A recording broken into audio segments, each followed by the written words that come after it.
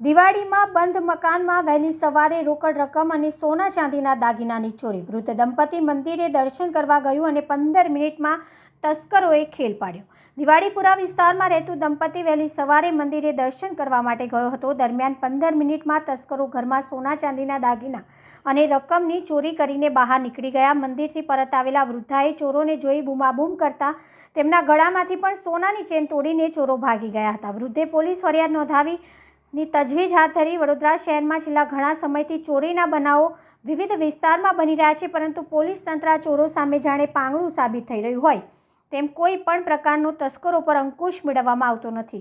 ચોરો રાત્રિના સમયે અલગ અલગ મકાનોને નિશાન બનાવીને માત્ર નામ પૂરતા પોલીસના નાઇટ પેટ્રોલિંગના લીરે લીરા ઉડાવી રહ્યા છે. વડોદરા શહેરના દિવાળીપુરા ખાતે પરિસર નગર સોસાયટીના મકાન નંબર C92માં વહેલી સવારે 5:30 વાગ્યાના અરસામાં સિનિયર સિટીઝન સીતારામ કેદારલાલ ગુપ્તા તેમની પત્ની કમલેશબેન સાથે ઘર નજીક મંદિરે દર્શન કરવા ગયા હતા. તે દરમિયાન તસ્કરોએ તેમના બંધ મકાનને નિશાન બનાવ્યું હતું અને માત્ર 15 જ મિનિટમાં ઘરના તાળા તોડી સોના ચાંદીના દાગીના તથા રોકડની ચોરી કરી ફરાર થઈ ગયા હતા. મંદિરથી પરત આવતા કમલેશબેન ચોર જોઈ જતા બૂમો પાડતા ત્યારે ચોરે જતાં તેમના ગળામાં પહેરેલી સોનાની ચેનની લૂંટ પણ કરીને ભાગી ગયા હતા, જેથી વૃદ્ધે ચોરીની ફરિયાદ નોંધાવવાની તજવીજ હાથ ધરી છે.